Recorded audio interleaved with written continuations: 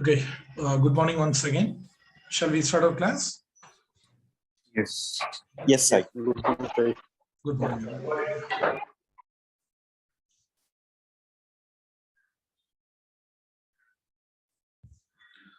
Okay, so in our last class, we were trying to understand how to launch, Windows instance, Linux instance, all those things we have seen, right? Now, in today's class, we are going to see how to create a web server. Okay, how to create a web server. See, first of all, you should understand what is a web server. See, this is my laptop.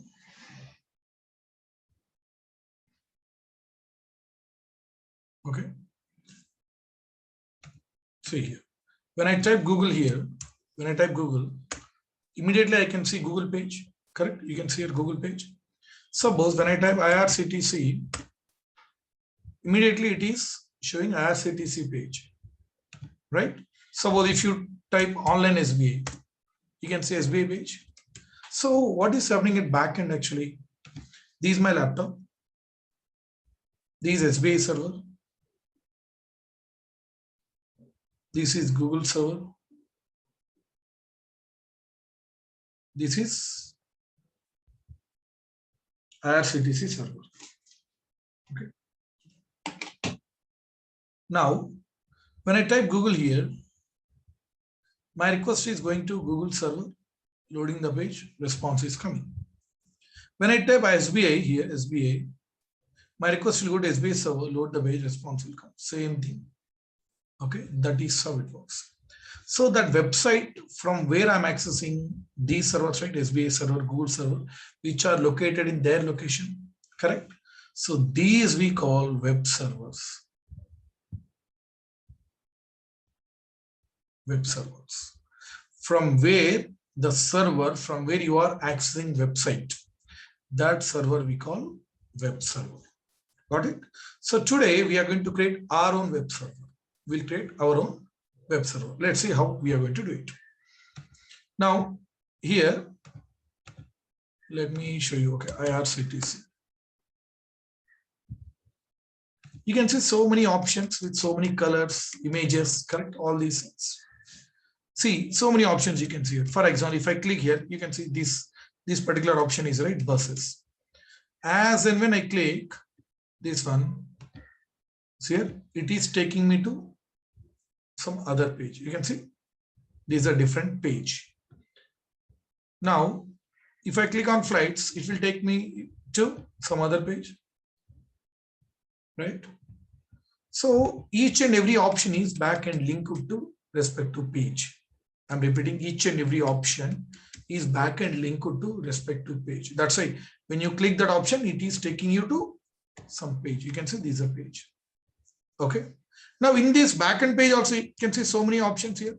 Again, so when I click this option, it is taking me to one more page, backend. That means each and every option is linked with backend page. So all these pages we call web pages. See here, when you type IRCTC, whatever you can see immediately, that is what we call home page. Home page. So in home page, you can see so many options. Those options are linked with backend pages. Those pages are linked, in that page, these options are that they are related to linked with, backend web pages. Okay, all these we call web pages. See here, this is home page. Backend. See, in home page, you can see so many options. Okay, so many options they have. Okay. These are backend pages.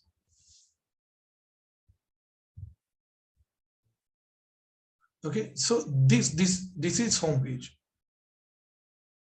Home page. So these options are linked with backend pages. Okay.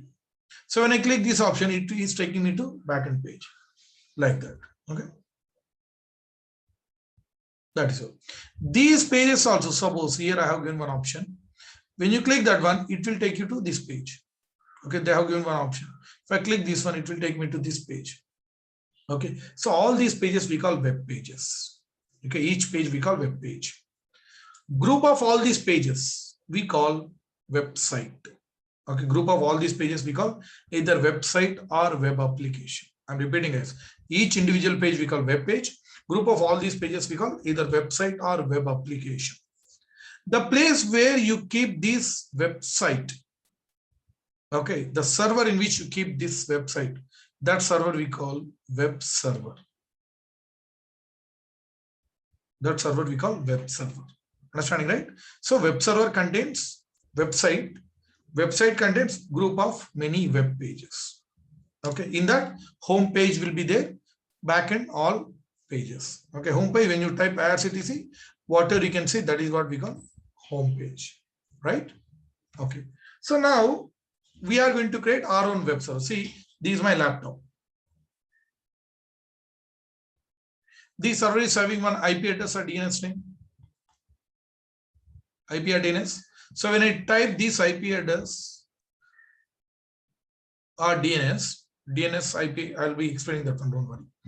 Okay, so this is the address to reach this server. IP address or DNS. DNS means domain name system. So this is the address by using which we can reach to this particular server. Just like the way every phone is having phone number, right? So if I want to call you, I need your number. If you want to call me, you need my number. So phone number is address to reach out to someone. So here also same thing. Server is having IP address or DNS name, so that we use to reach out to that particular server. So when I type IRCTC, this IP address or DNS, then my request will go to this particular server, load the page, response will come. Got it? Now to go inside that server, you have to enter through incoming door. The request should come out through outgoing door, right? These we call ports. Ports are like doors to your instance, and IP address or DNS name is an address to reach out to that particular instance. Okay, so this is how we can access website. Then here you can see IRCTC website. Got it? That is how actually it works, right? Guys, please respond. You understood till now? Everyone? Yes, sir. Yes, Right? yes, sir. Yes, sir. You're fine. Yes, sir. Now, as I said, today we are going to create our own website. See, just creating server and keeping that web pages, things will not work. That is not only the thing. Okay, just keeping the thing, server, and directly you are keeping web pages. No, that is not the case. Okay. So what we have to do after launching server, that could be Windows or Linux, could be Windows or Linux. For example, see, you are a student. Okay, so if you sit in AWS class, you will become AWS student. If you sit in DevOps class, you will become DevOps student. Correct? Wherever you sit, you will become that particular student. Here also, you take any server, that could be Windows or Linux. Could be Windows or Linux. Now, what you do here, if you want to keep that website, first you need to install one software. You need to install one software. That is what we call web software, or we can call web package. Web package. Okay. So in Windows, we use the word software. In Linux, we use the word called package. You can use any of the words. So you take either Windows or Linux, whatever is, that is up to you. You install web package. After installing web package only, you can keep those web pages. Let me take one web page. That file having some content. What is web page? File having some content. That content we call web content. See, whatever content you can see here, right? That content we call web content. Okay. So after installing web package only, you can create one file. In that you can put some content. After that, you need to do one more thing, that is you need to start service. You need to start service. 3 things you have to do. Okay. So you need to install the package, then only you can keep the web pages, then only. So after keeping that web page or that files and all, web content and all, then also things will not work, because you need to start service. Start service, when you start web service, that continues to run so that customers can able to access. For example, you purchase one laptop. Okay. How can you use it without starting it? You have one bike. How can you, use that one without starting that bike? So you need to start service so that web service will continue to run. This is web service. Then only customers can able to access. Got it? This is how we create web server. Simple 4 steps. You launch any instance, that could be Windows or Linux. Then install the web package, then create one file, then put some content. That is what, web page inside web content, then start service. That will become a web server. Simple 4 steps. Now, if you install web package, that will become web server. If you install database package, that will become database server. I have given student example, right? If you sit in Windows, if you sit in AWS class, you'll become AWS student. If you sit in DevOps class, you'll become DevOps student. Right? Here also, you launch any server. If you install web package, that will become a web server. Suppose if you install database package, that will become a database server. Irrespective of operating system, could be Windows or Linux. Got it? So anyways, database parts and all we are going to see in our upcoming classes, right? Now, let's do it now. Okay, you understood theory, right? Let's start creating our own web server. Okay. Now, today, to create this web server, I'm going to, launch one Linux instance. Today, we'll see how to create web server in Linux instance. Later on, we'll see in Windows also. Okay. So now let me launch one Linux instance. Okay. You know, right, how to launch Linux instance already we have seen in our last classes, right? Previous classes. Now let's do it. Let me log into my AWS account. Guys, have you created your AWS accounts? Every one of you? Yes, sir. Yes, sir. Okay. Fine.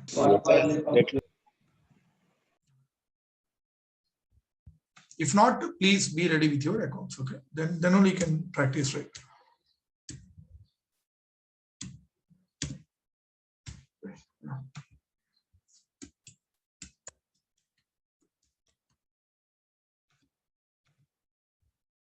Yeah, those we are going to see. Bonushree, don't worry, everything will be covered. Right time. Okay, all those things I will explain.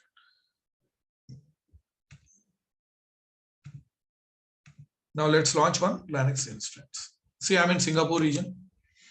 If you go to EC2, see here, go to services, go to EC2. I need not explain again how to launch Linux. Already you know, right?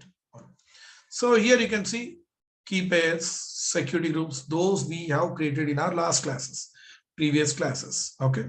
If you want, you can keep them, no problem at all. If you want, you can delete to avoid confusion. Let me delete all unnecessary things. Okay. For that, you won't get any bill and all. Okay.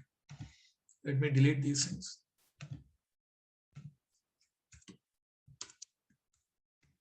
Delete.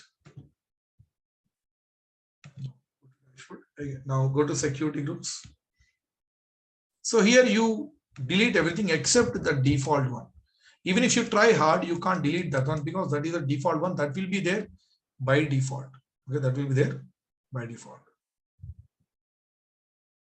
Yeah, so uncheck that one, default one, and actions. Scroll down, you can see delete. Not right here. Delete. Oh.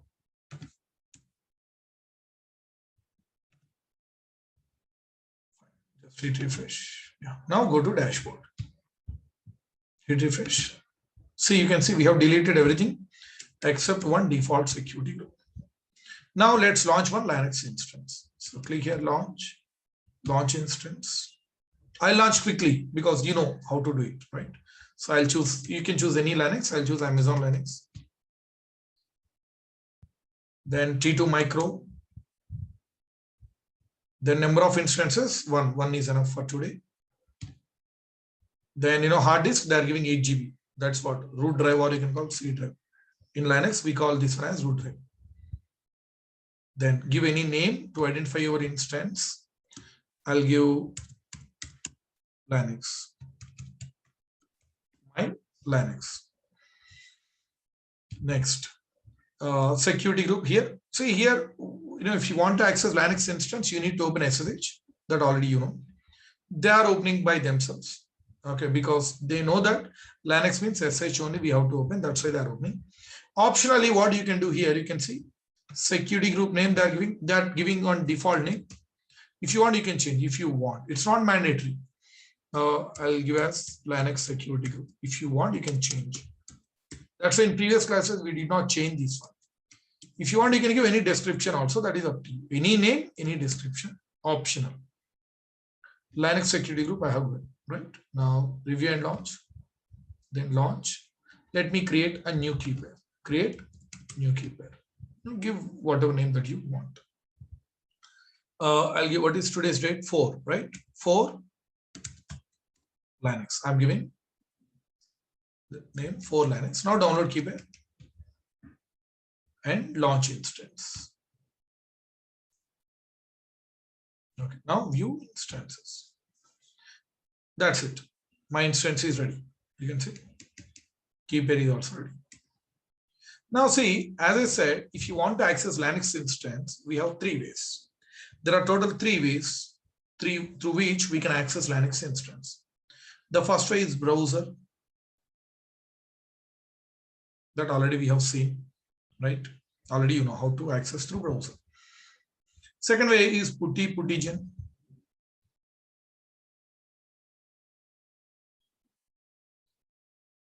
Third way is mobile external. Mobile external. So already since you know this one, today we are going to see this one. Some of you know putty-puttigen, those you might be using in your companies. Okay, so those who don't know anyways, today we are going to access this instance by using putty-puttigen. In our upcoming classes, we are going to use mobile external also. All 3 ways we learn. Okay, so let's see how we are going to access by using putty and puttigen. Simple guys, very, very easy. Now I launch a Linux instance, right? Now they have given one PEM key, correct? If you go to downloads, okay, you can see 4 Linux. This is a file that we have downloaded, correct? What is it? This is a file having some content. Okay, so having some content. This is what we call key. With this file we call key pair, or you can call key, you can call. So 4 Linux, the extension is PEM extension. You can see, right click, go to properties. Here you can see .pem, privacy enhanced mail.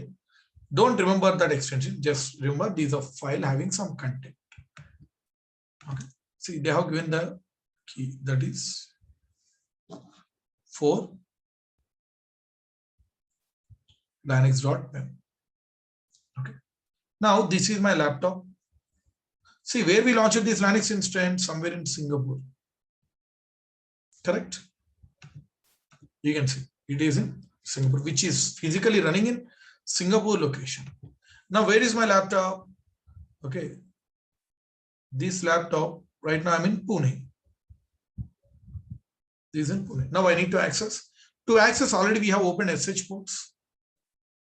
Okay, I can access. But to access here, what we need to do, see the same example which I have given in previous classes. If you want to go to your friend's house or relative's house, you have seen that house doors are open. It doesn't mean that straight away you walk into that house. No, right? First, you have to take the permission of that house owner. Even though he's your friend or relative, you have to take the permission. Correct? So here also something similar. So this Linux instance is having IP or DNS. This is having username. This is having either password or key file. These 3 we have to enter in our source machine. That is like taking permission, right? So what we do now, first I'm going to enter this Linux instance DNS name in my laptop. Okay. Second, I will enter username. Belongs to Linux instance. I'll enter in my laptop. Then third, if it is Windows, we use password, but it is Linux, right? We can't use password. We use the same file as it is. See, they are giving 4 Linux. See, if it is Windows, we use password. If it is Linux, we use that file, whatever file they are giving. Okay. Now they are giving 4 Linux.pem. Here, .pem, they are giving .pem file. We use the same file, but we convert the format. That PEM file, the format we are going to convert into PPK. We are going to convert into PPK. Now you might be thinking, sorry, why are we converting? I will explain just in a while. Okay, we need to convert. Now where you enter all these details, DNS name, username, this PPK file, we enter all these details in one tool called putty. Okay, we enter in a tool called putty. Putty is a tool in which you enter DNS name, username, and PPK. If it is Windows, in Windows, remote desktop connection. But in here, putty. Now, PPK means putty private key. See here, putty is private key. I'm repeating. Putty is private key. So, putty tool supports PPK format only. Just like the way remote desktop connection, it supports password. In the same manner, putty tool supports PPK file, putty private key. Okay. Now they are giving PEM key, but we need PPK. Then only I can use it in putty. So how to convert from PEM to PPK? For that, you remember in Windows class, to convert PEM to password, AWS has given one option. They have given one option, right? Just we uploaded PEM file, we converted to password. But today AWS is not giving any option. Okay. So to convert PEM to PPK, we use one more tool, that is puttygen. Guys, those who know, listen once again. Those who don't know, for them I'm explaining. Okay. So we convert by using puttygen, we convert PEM to PPK. So today we need two external tools. One is putty and one is puttygen. So puttygen tool we use to convert PEM format to PPK format. Putty is a tool in which you enter DNS name, username, and that converted PPK file. Okay, converted PPK file. Okay. Now, voice breaking from my side. Is it same for everyone or guys? And you? No. No, right? Sometimes. Yes, sir. It's fine, right? Yes. Okay. Yeah, Anandi, please check from your end. Okay. Those who are facing net issues, please check from your end. Okay. If it issue from my side, everyone should face the same issue, right? Yeah. So let's download these putty and puttygen tools. Simple, guys. These are lightweight tools. Okay. Go to Google here. You type here putty and puttygen.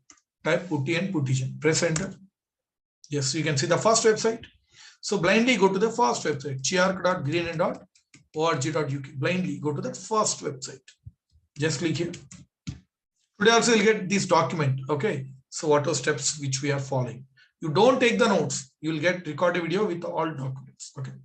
Now if you scroll down here, yes, you can see putty.exe, and here you can see puttygen.exe. Right. Now you need to click this one. You can see putty.exe 64-bit x86. Here also you need to click on puttygen.exe 64-bit x86. Just click them so that those will be downloaded. Let me show you. See, just click that.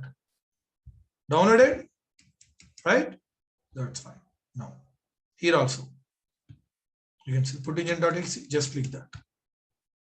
Yes, you can see I have downloaded these two tools. Now, let me go to that location wherever I have downloaded. You can see.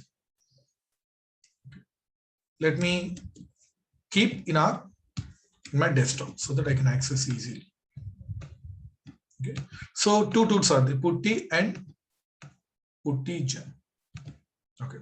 Now what we need to do? First, we have to open puttygen. We have to open puttygen. Then we are going to upload the existing PEM file that they have given. That we are going to convert into PPK. Okay. Let's do it. Puttygen. Yeah. Now you can see two options. One is generate and the one is load.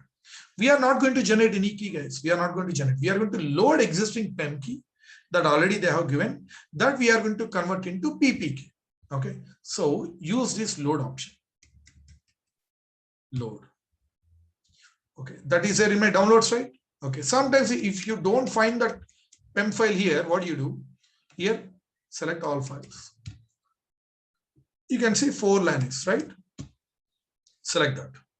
Right? Open. See,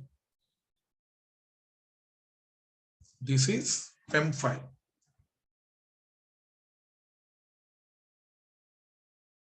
Linux.pem. It is in my downloads folder. Okay. So that I'm going to convert into PPK. Convert means it will take the copy of that, it will convert.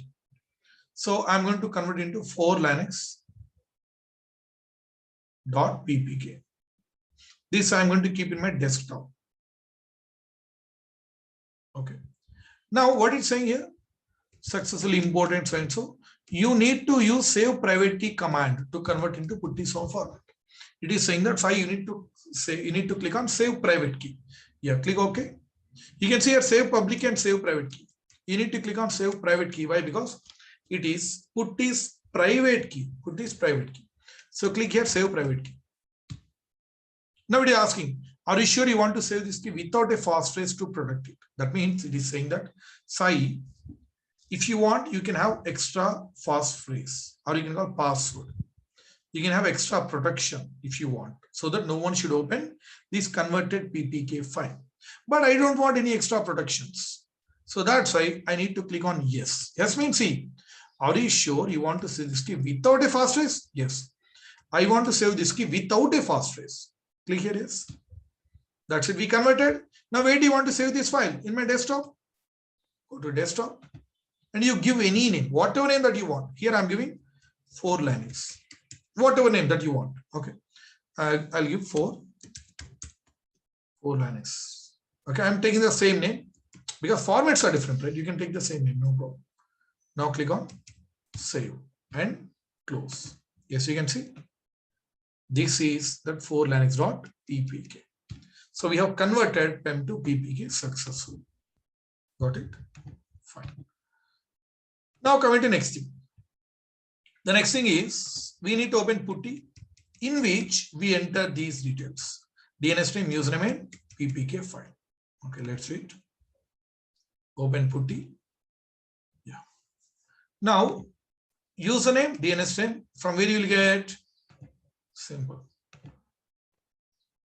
You click your instance and click on connect. Click on connect. Okay. Now here you can see SSH client. SSH client. Now under example box, here you can say example. Here you ignore this one, sh-i so and so. That why, where do we use this one? This I'll be explaining in upcoming classes. As of now, what you do, you just copy these. This is username. This is DNS name. This is username. This is DNS name. Just remember that. Now copy this one, username DNS name. Copy that and paste here. In one go, I'm entering both username and DNS name. Then what we have to do? We have to upload PPK file, right? Now here you can see SSH. Here you can see that plus symbol, right? Click on that plus symbol to expand that. Just click here, plus symbol. Then you can see AUTH, authentication. See, now don't click on plus. Now click on AUTH. Click on top of AUTH. Okay. Yeah. Now browse for that PPK file, which already you converted. See, browse. Go to desktop. If you scroll down, you can see 4lines.ppk. Now open. And that's it. Open. Over. It is asking for some security certificate. Just click here, accept. That's it. Where are you now? You are inside your Linux instance. Linux is all about command line. That's how you can see here. Okay.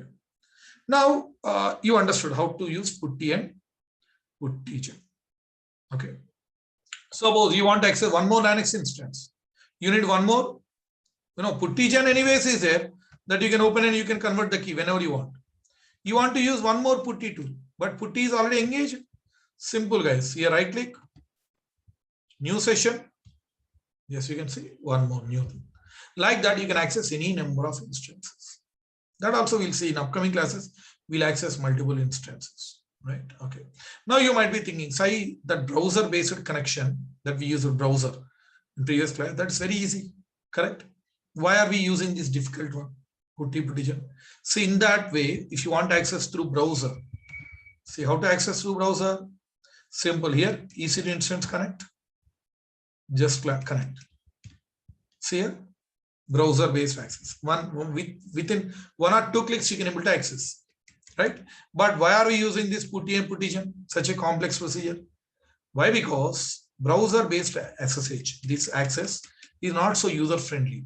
Here increasing font, decreasing font is not so user friendly, and you can't change the colors and all. That's why. But here you can do everything. You can increase font, decrease font, you can change the color.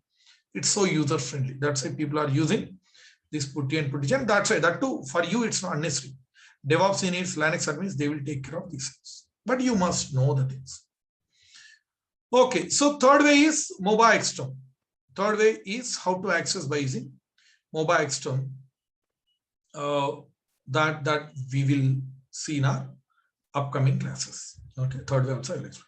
Now, okay, I have accessed this Linux instance. Now I need to convert this one into a web server. Okay, before that, guys, I want you to respond. You understood, every one of you, how to use putty partition? Yes, sir. Yes, sir. Yes, sir. Yeah, okay. Related documents we will share today. Okay, fine. Now we'll convert this particular Linux instance into a web server. You know, right? If you want to convert into web server, three things you need to do. You need to install web package. You need to create web file. You need to put some web content. You need to start service. That's it. That will become a web server. So let's see how we are going to do it.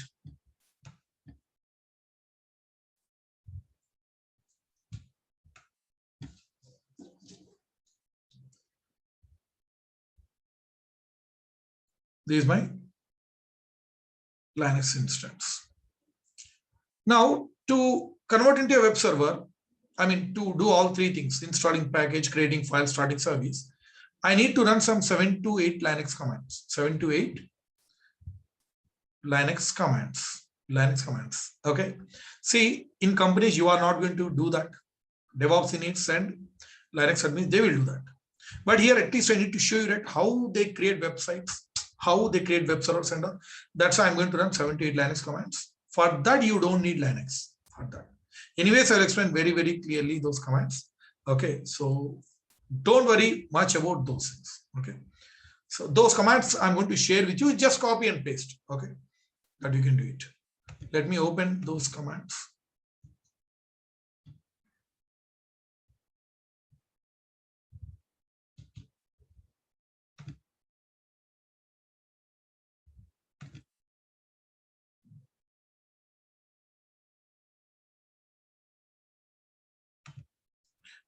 Okay, so you can see, guys, these are the commands which I'm going to run. These commands.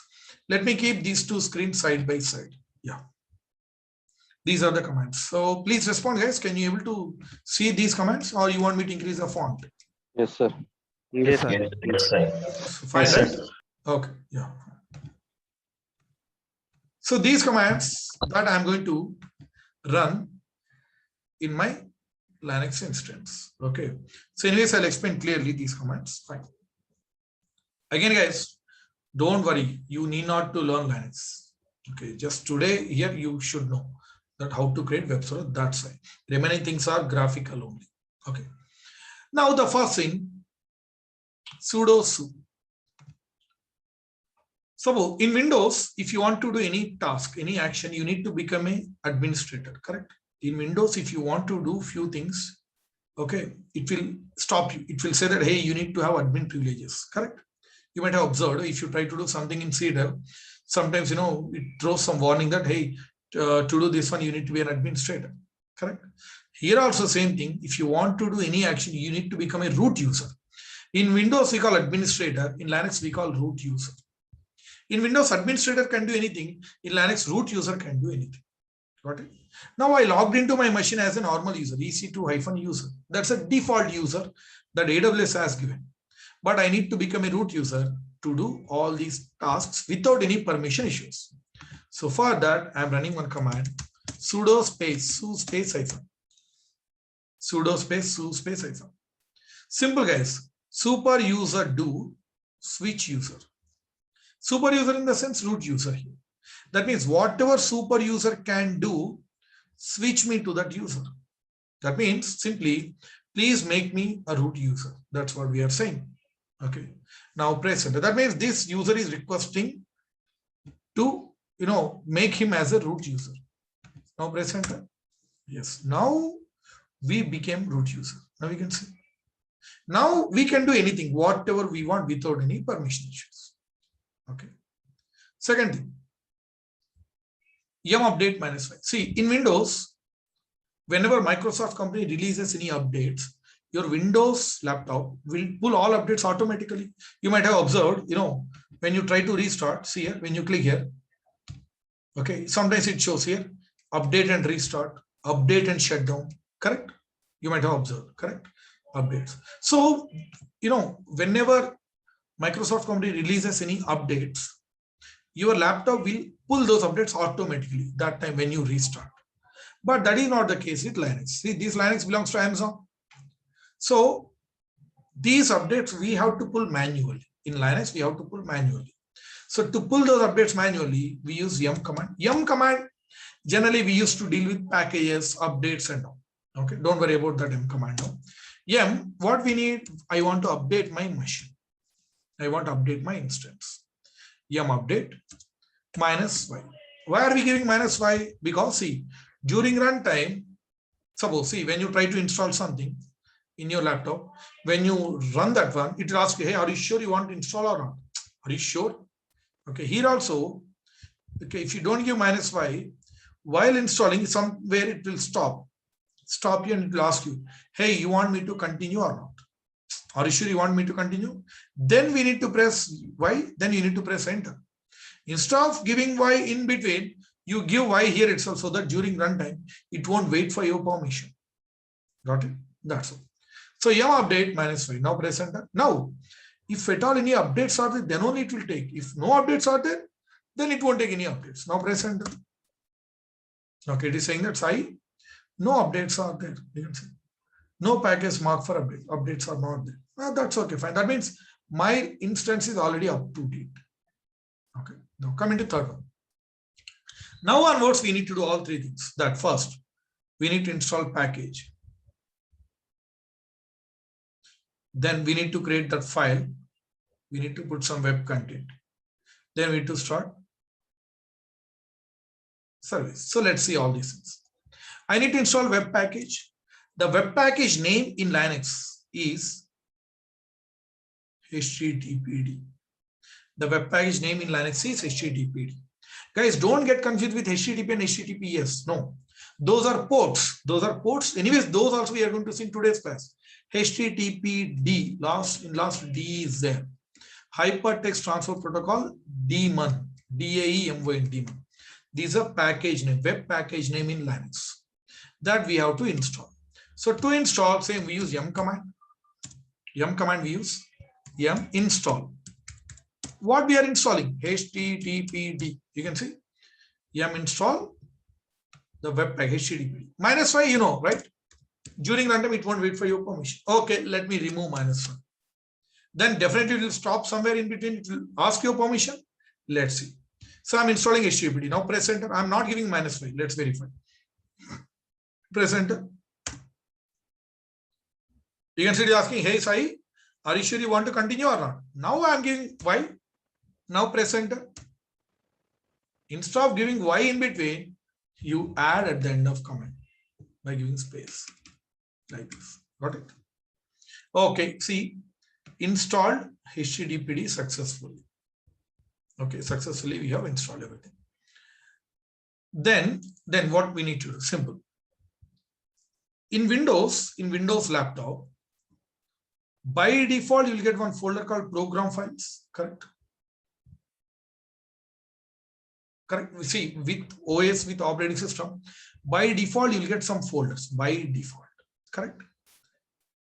In the same manner, in Linux also, you'll get some folders by default. In Windows, we call folder. In Linux, we call directory. I'm repeating. In Windows, we call folder. In Linux, we call directory. Both are same. Okay, both are same. So here, in Linux, by default, you'll get one directory that is var. The directory is var. That is there by default. Okay, that you get with operating system. By default, it is an empty directory. But after installing this web package, after installing, two more directories will be created, one inside another, one inside var directory. Two will be created. What are those? www. And one more directory will be created, that is HTML. I'm repeating. By default, where directory will be there, that's an empty directory. After installing this package, two directories will be created, one inside another one, inside where. So that means already we installed this package, means already we have these directories now, right now in my machine. Fine. Now what we have to, right now, you are somewhere outside. I'm somewhere outside. I need to go inside this HTML directory first. I need to go. I'll tell you why we need to go. See how to go? Simple. If you want to go CD, that will change the directory where www.html, CD / where www.html. Okay, now press enter. Now where are you? You are inside HTML directory. That means I entered inside HTML directory. Correct? Again and again I'm saying, because I know most of you don't know anything about Linux. That's why I'm saying again. In real time, you are not going to do these things. DevOps engineers and Linux admins, they will do it. You need not to worry. Today, you must know how to create web server. That's why I'm showing these things. If you are understanding, good. If you're not understanding, very, very good. No problem at all. Got it? Yeah. See, I entered inside this HTML directory, correct?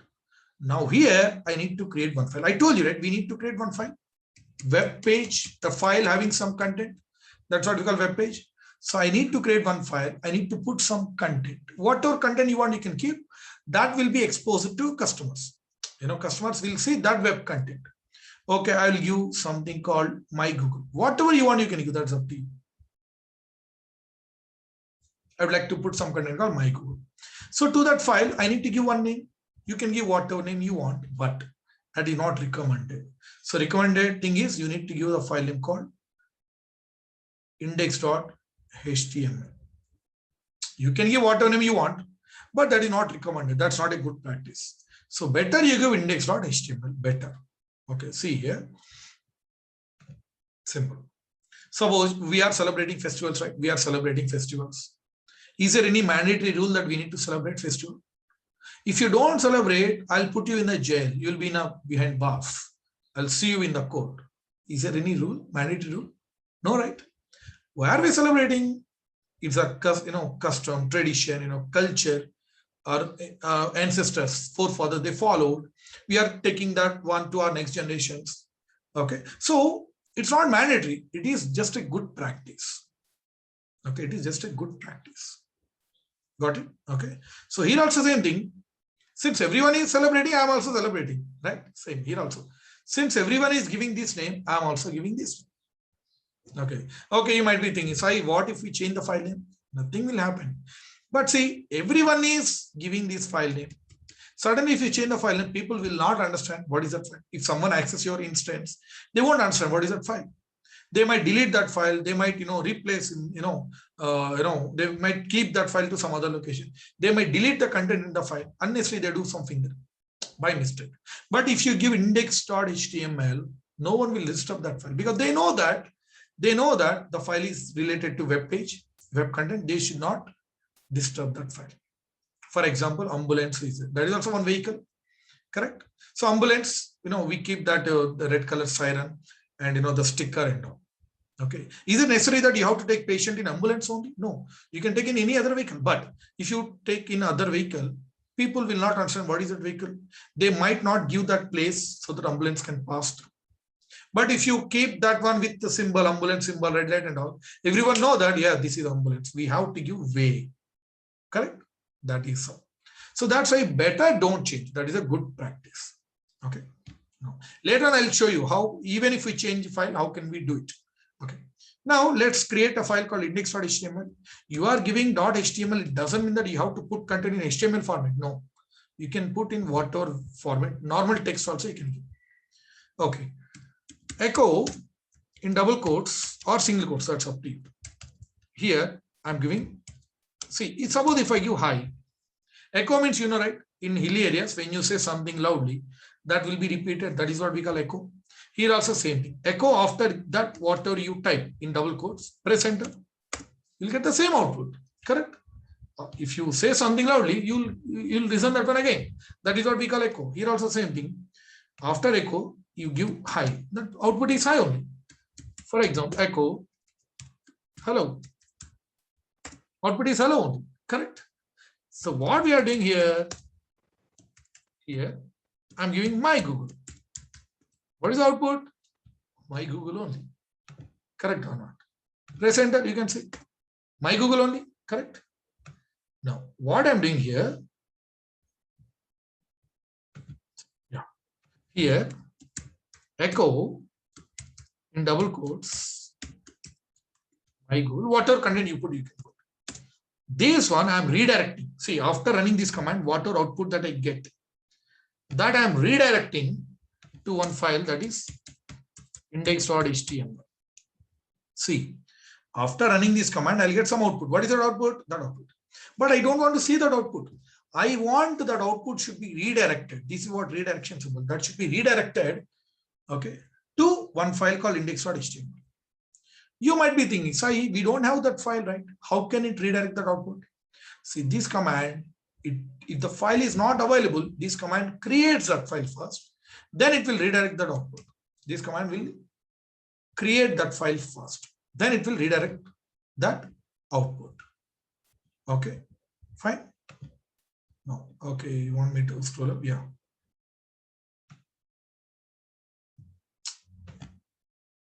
Now you can see, right?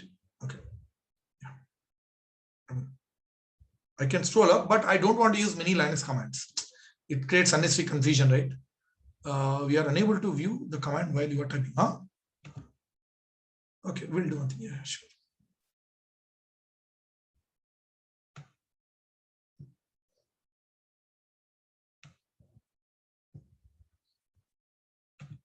Okay, now you can see. No. Oh, yeah. Now please respond. You can see now. Right? Yeah. Okay. I mean, to scroll up all these things also, we use some commands. I don't want to use more commands, and I don't want to create unnecessary confusion. That is the reason. Okay. Yeah. No problem. Okay, you can see. If you press enter, see that file gets created. Okay. How to verify? See, you won't find any output because that output we redirected to this file. Okay. So now you want to see whether the file is there or not. Do ls. ls means list. Okay, list. I would like to see list of files and directories, or you can call folders. Enter. You can see the file is there. Index.html. See the same commands I am running, guys. Okay, ls. Fine. That means the file is there. No. The file is there. Right? Now, next thing. The final thing, we need to start service. The service name also HTTPD only. The service name itself also, okay, HTTPD. Okay, so let's start service. The command is service HTTPD start. Okay, so service will run. Enter. Don't worry about the output that you are getting. Don't worry. We have started service. Service is running. That's it. Now service is running. Then why we have one more command at the end?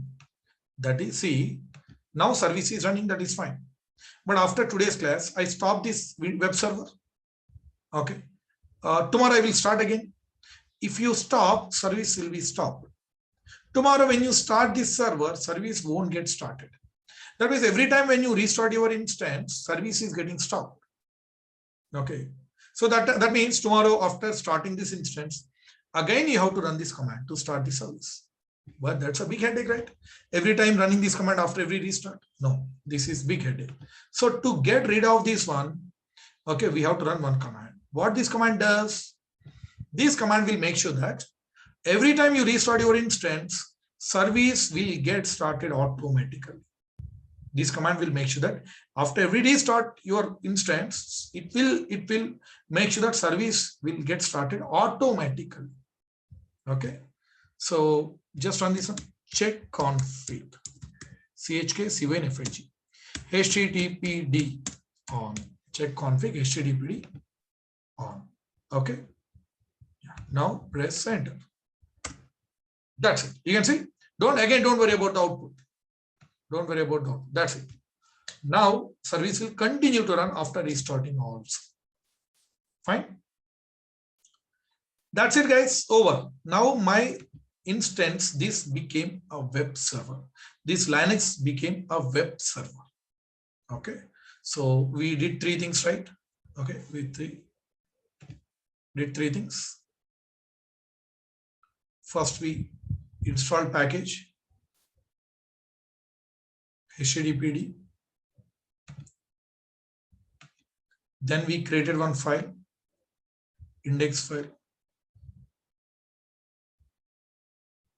and we kept content called my Google.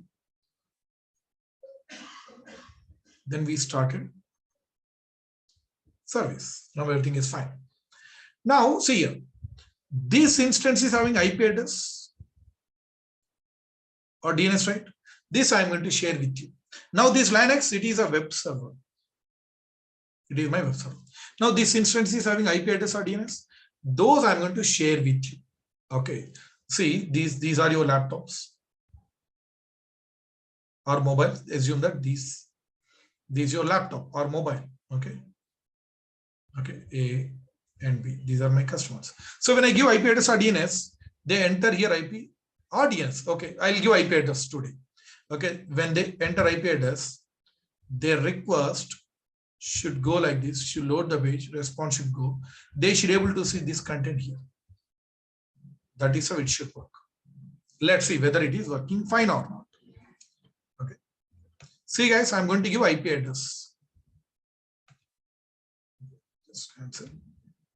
When you click that instance, you can see a public IP. Under details, you can see public IP. You can see private IP also here, but don't worry, don't use that one. We have a network class is there. I will clearly explain what is public IP, what is DNS, what is private IP, all those things. As of now, see here, use this IP. See here, this public IP of my web server. This is my web server. Now I need to paste here and press enter. Okay, see, I'm going to paste in your chart board. What you do, you use this one, every one of you. And do let me know whether you are seeing my website or not. See how pasted in your chart board. What you do, you take this IP address, you open browser, you paste in address bar, you press enter. You should be able to see my Google. The way when you type Google here, you can see Google page. You can see here, right? In the same manner, when you press enter, you should be able to see my Google. Okay, what our content we kept. So try and let me know, guys. I'm waiting for your response. Is it working? Is it working? No, sir. No, sir. No. Everyone? No. No, sir. Are you sure? Yes, it's not working. Okay, fine. That's okay. Stop, trying. It will not work. It will not work because, yeah, here we have to do one small thing. That is very, very important. What we have followed. Absolutely correct. See, today you will understand the purpose of ports. The purpose of ports. See, what actually we did? This is my laptop. Guys, I'll take just, 10 more minutes. Is that fine? I'll take just 10 more minutes for today. Is that fine? Yeah, yes. Yes. Because we started late, right? 10 minutes late. That's right. Tomorrow notes, there won't be any delay. We'll stick to the time. Because I know you have offices and all. See, this is my laptop. First, we opened SSH port. Through that only I entered inside this instance. I executed all these commands. Correct or not? Through that only I entered inside this instance. I have executed all these commands, Linux commands, installing package, created file, everything through SSH port. Now what we are doing, you entered IP address in the browser. The request, your request is coming here. Now your request got blocked here. Your request is not going inside my server because we did not open any port here. Okay, so browser request will come through some other port, that is HTTP. Okay, so we have to open one port called HTTP, both incoming as well as outgoing. So browser request will come through HTTP port. We did not open the port, that's why your request is blocked at my server. That's why you are unable to see my website. Got it? Now what we'll do, I need to open this port, HTTP port, right? Let's open this port to my machine. See, we use SH to enter into this machine physically to run some commands.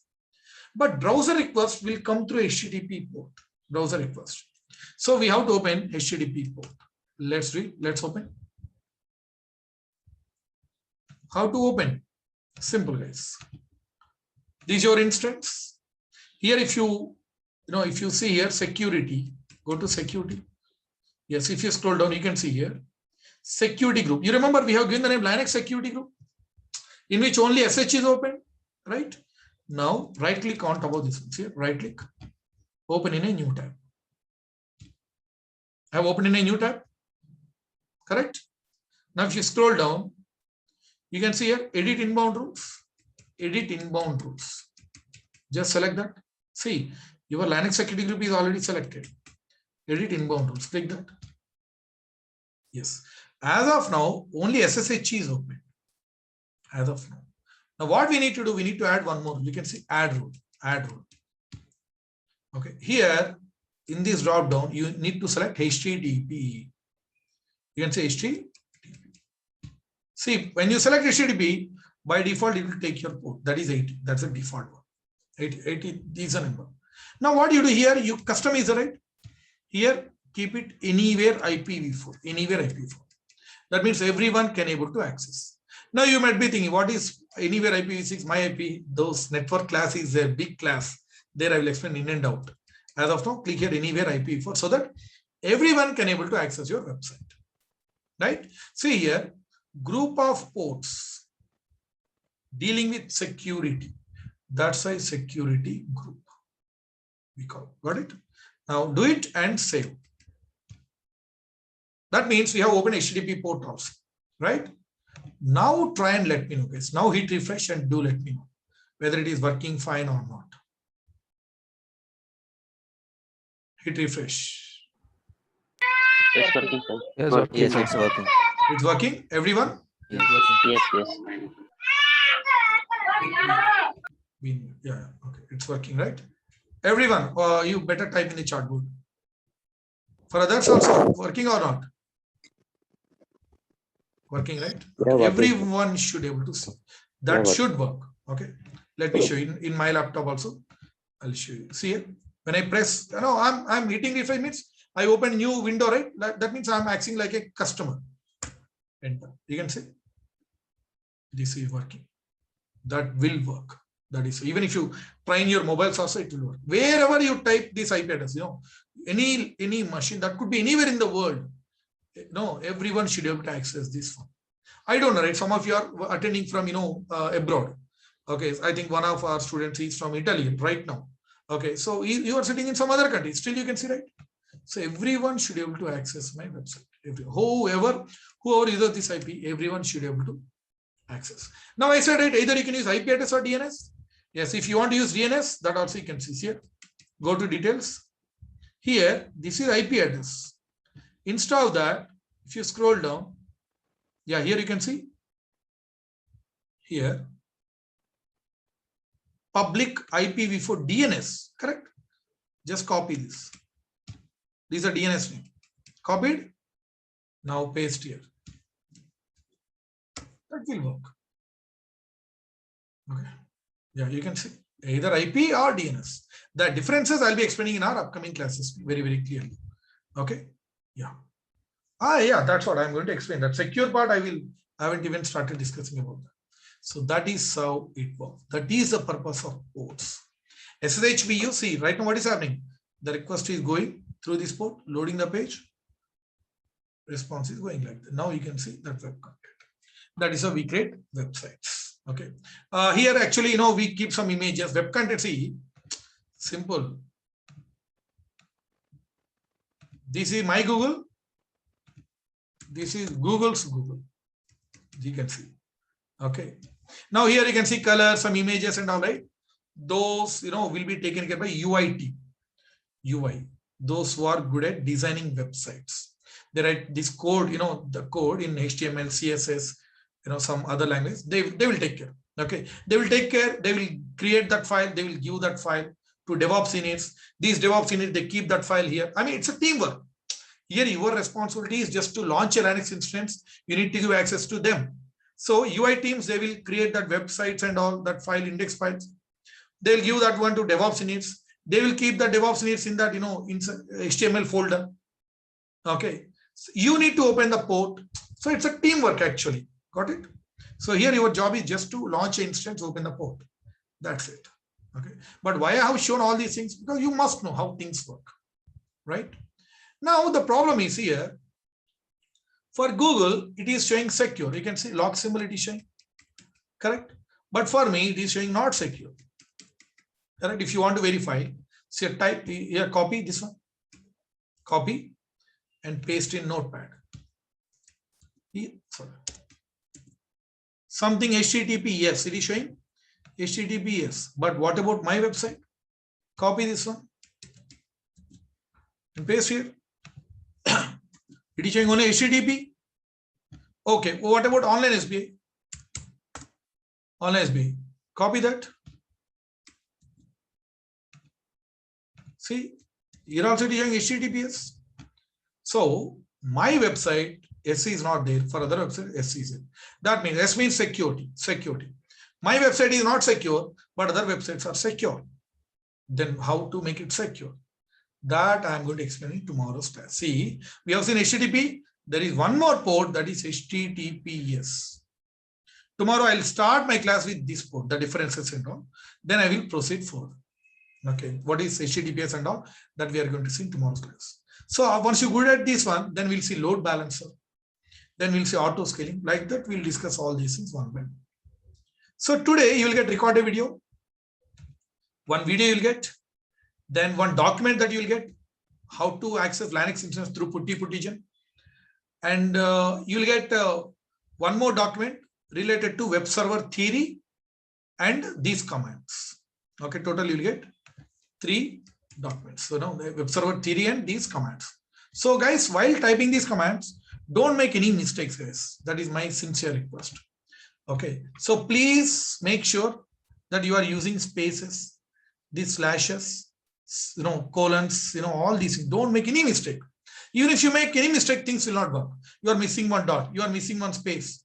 Okay, you are missing this slash. Instead of this one, instead of forward slash, you are giving backward slash.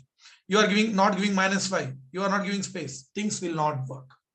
Don't make any mistakes. Type as it is. You verify 3 to 4 times. Type as it is. I'm going to share this document. Got it? Okay, so that's it for today. The remaining things we'll see in our tomorrow's class. And once you finish your work, good practice always terminate your instance. Either stop or terminate. Today after class, I am going to terminate after clarifying your doubts. Okay. So that's it for today, guys. Those who don't have any doubts, you can leave the session. Those who are having doubts, please stay back and I'll clarify all your doubts. Okay. Yeah, please go ahead. Hello. Morning, Sai. Yeah, good morning. Yesterday, after creating instances, in Mumbai, I created the instance. Okay. While deleting key pairs, security groups, and then I dequeued the virtual PVC also. That is by default, it is there. I tried to default security group. No, VPC, virtual private cloud. Acha. But see, I tried VPC, yeah. it got deleted. I'll tell you. While creating the instance, it is not coming again. I'll tell you. I understood your doubt. I'll tell you. I mean, why I'm stopping your doubt? Why? Because many people, they don't know about VPC, right? Okay, that's why. So do one thing. You just make a call to me. Okay, because anyways, we have VPC class is there. There I will explain clearly. You make a call to me. Okay, at 5 p.m. today. I'll explain how to get that one back. Then you can launch your instances. Got it? Sure. Right. Okay. Hello. Yes, please. Is there any instance type limitations? 250, 247 is showing. So can we create any new types? Is there any chance? 247. What is the 247? Just click on that instance type here. Instance type. Here, all the instance.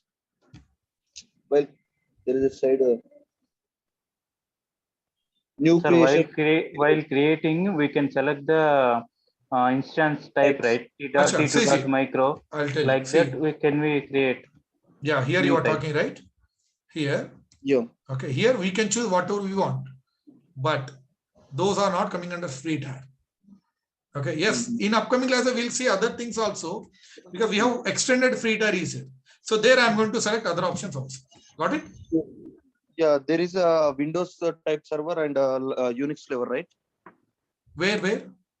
Uh, In operating systems we have seen. AMI images. Yeah, Okay. correct. Okay, right. So is there any chance for new creation for special any other things? See, as of now, whatever they are giving, right, we have to use only them.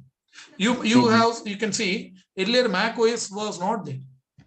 Okay. In fact, this you won't find in other regions also. If you go to Mumbai, there you won't find, because recently they launched it. Recently they are upgrading the things. So as of now, whatever things are there, you can use only those things only you can use. Okay. Okay. Hello, sir. And, Yeah. same to keeper, install- we are converting PEM file to PPK file, right? Right. Is there any backup PPK to PEM file? No need to do it. We can do it. First of all, no need. Why? Because already they are giving PEM. We need to convert into PPK only. For example, users are using other Linux servers. So sometimes using Windows. That time we need to same keeper using the Windows. See, I'll tell you. Right now we have used PEM key, right? For all instances we can use the same PEM. So if you are same PEM, whether it is Windows or Linux, you are getting PEM only. Correct or not? That you know, right? Okay. Yes. So you are getting PEM only. If it is Windows, you convert PEM to password. If it is Linux, you convert PEM to PPK. Got it? Yeah. Later on, yes, don't worry. I mean, in upcoming class, I'll explain very, very clearly. Mobile extreme also, how to generate, even if you lose, all those things will be discussed. Okay. This time it creates confusion. That's why don't go into that level at this stage. In that real-time scenario, is there any special instance for production DR? That also I'm going to explain, because we are at initial stages, right? Okay. So later on, I'll tell you what instance have we used actually. Okay. Hello, sir. Yes, While please. installing web package, we made use of HTTPD. So why can't we use HTTP like? See, HTTP, yes. These are ports. These are like a door. See, HTTPS, these are ports. HTTPD is a package. These are doors. These are package. Don't go with this one. HTTP, sir, both are same. No, Bill Gates, Bill Clinton, both are same. Okay, no, right? Just because Bill is a bill collector, all are same? No, correct or not? So this is different. This is different. Got it? Okay, actually, where those packages taken from? The servers are asking the package from where actually? See, these will be there. These will be pulled from one repository, online Red Hat repository is there. Okay, that also I will be explaining, because it's too early to discuss those things. Okay. Unless it creates confusion. Okay. Yeah. Hi, Sai. Hello. Good morning. So while opening PuttyGen, right? So it is asking password. We need to you want password or not, right? So we clicked on yes. Yeah. Yes. So if we clicked on no, is there any dialog box will appear? If you click on no, it will ask you to enter password. Okay. So you have given password. So after giving password, if you want to open this file, you can see this one. Right now it is happily I'm opening. Okay, just by using just notepad, I'm opening, correct? But if you give password, it won't allow you to open. You have to enter password. Just like, see, we protect our PDF files with password, correct? You know that one, right? Kind of same thing. If you open, it will ask you to enter password. Kind of security. But no need. You need not worry about those things. Okay. Yeah. Suppose in offices, if we want to do in real time, we put all these things in secure way, right? So at that time we have to use password. No. That time actually we use it different way. That in fact, when I talk about mobile extreme, third way is right. Yes. That you will understand, because that we use a lot. That time we don't even need to convert the key also. That you will understand in mobile. No, next third way through which we can access Linux instances. Okay. I'm explaining all ways so that in companies, let them use any way. You should be able to understand clearly. Okay. Okay, sir. And I have one more doubt. You said AWS plus DevOps is important, and I mean it add value to your AWS, right? So in AWS, it is important to learn all these programming languages. Languages, it's always important if you learn more things. Yeah. It will be, added advantage. The more technology you have, the more priority you get. But one person, how many technologies he can learn, correct or not? Yes. That's not possible. Right? That's why you learn first AWS, definitely you'll get a job. No, Sai, before joining job itself, I want to get more priority. I want to get more package. Yes, the best combination with AWS is DevOps. Okay, best combination. So if you get a time, no, Sai, I want to get more packages. I want to get job within less time. I mean, obviously, if you have one more technology, you will be given priority. If you are a recruiter, you also will look for multi-talented, correct or not? Yes. Right? So that's how you can learn. And I think already in this AWS, my DevOps students are there. Is there anyone who is from my DevOps? Yes, sir. Yes, I am there. Yeah. Yes. Those already attending. You are already attending, right? My DevOps batch 9:30 p.m. Yes, sir. Right. So that's up to your choice. Yeah, since I'm from non-IT background, right? So will I able to learn the DevOps? programming language? Programming DevOps, we are not going to use any programming language. There also it's a free programming free. Okay. There also you need not to learn any programming language. Okay. Yeah, you can learn easily. You do one thing, you just go through my DevOps demo, you contact admin team, just go through that one, then you will understand the things. Okay. Sir, you told on flow, right? We create instance and One person, please. What is you said that more package which comes from the salary for AWS with DevOps. Is there how much the difference with only AWS? Difference is simple. Whatever you demand, you will get. Simple as that. Okay, that kind of demand is there. Okay, that kind of demand. Whatever you demand, they will get. I have seen people who are having 2 lakhs. I mean, 2 years experience, they are getting 14 lakhs also. Obviously, multi-talented, right? Obviously. Yeah, Python is also good. Yes. Okay. So first you learn, then IT is, what continuous upgradation is. So after getting, it's a continuous, the more technology you learn, the more priority you get, but you should learn that extra technology that should be added an advantage. That should go hand in hand, not in a different directions. Okay. So the best combination with AWS is DevOps. You told on flow, right? AWS, we are going to create instance, and who is going to take care of that UI, and then AWS. Flow, right? AWS. You are going to take care of that UI team. That is separate, different technology. UI. Okay. User interface. They are responsible to create websites. They are good at writing, the scripts like HTML, JavaScript, CSS, Bootstrap, PHP. That team is different. You need not worry about that. Again, you need to learn that programming language and all. You need not worry. Okay. Yeah. And DevOps we need to learn with for Linux. Which one? I'm not getting. DevOps. We need to learn Linux. See, yes, to learn DevOps, you should know Linux. But in my class, first I teach Linux, then only DevOps. That means if you join my DevOps class also, you need not have any knowledge. You can come with zero knowledge. I'll explain from zero level. I'll start explaining Linux, then only I start DevOps. Got it? Yeah. I have a doubt regarding the port mapping of Docker container. Wait. That you ask in my DevOps class, not here. Okay. Today, I think, yesterday we talked about port mapping, right? You asked in today's class. Okay, sir. Okay. Sir. Good morning, sir. My name is Suman. What's your name? Suman. Yeah, go ahead. Please go ahead. Actually, in one web server, how many websites we can use? See, generally we keep one web server to host one website only. One only. Okay. Either Linux or Windows. You choose any OS. See, today I have shown you in a Linux.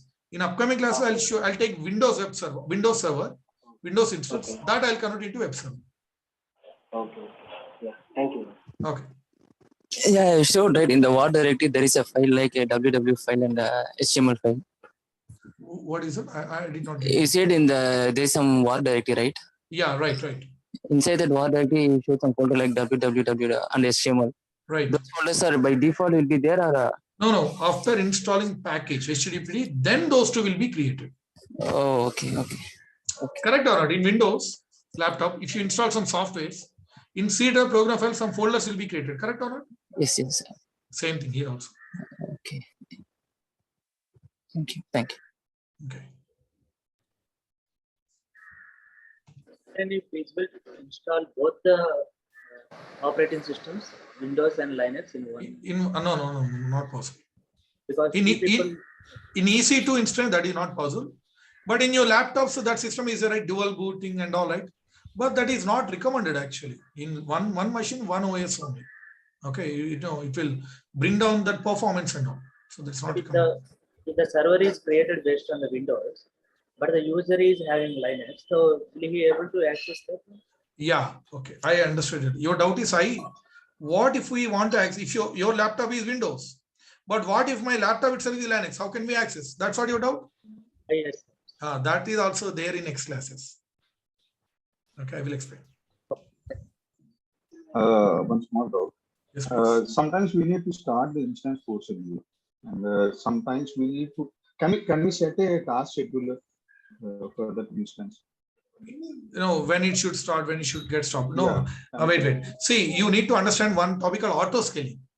If you understand that one, you don't ask this question. There, your doubt will be clarified. Okay. Yeah. Okay. And one small question. Actually, I missed the previous 3 classes. Joined today. Okay. So do one thing. You contact my admin team. Okay. They will share that previous videos. Here, admin number is 76808 18714. This is the admin number. Just make a call, or you can send a WhatsApp message. They will come back to you. Okay. Okay. Hi, could you please show me the instance dashboard? Yeah. 1 second. Yes. So while practicing, I created so many instances. So in that, one was running, one was pending, and one was stopping. So it gives one color, right? Like green color, orange color, or some yellow color. So is there any order that we can put all the green color at one side? No. That is just to identify. We can't change. Okay. So if they give all color, same color, it creates confusion, right? Yes. Okay. So that's it. We can't change that one. Okay. Just let me terminate. See, once we finish work, just terminate. That's it. Yeah. Any more doubts from anyone? No doubts? This is Sandesh. Yes, please. Sorry, don't take me wrong. Actually, from the course content that is given, like we are on which point? Don't take me wrong. I'm not tracking anything like what is covered and what is not. But I'm just keen to understand to what we are learning now. We are in EC2 section. EC2. EC2. Yes. Oh, okay. EC2. Thank you so much.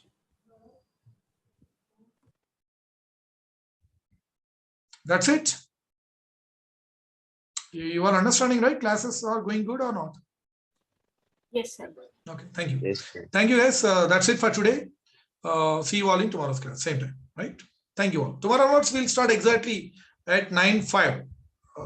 9:05. Okay, time is 9:05. Yeah. Okay, I'll wait for 5 minutes so that people can join. We'll start at 9:05. Okay. Thank you all. Thank you. Thank you, sir. Thank you. Thank you. Thank you. Bye. Bye.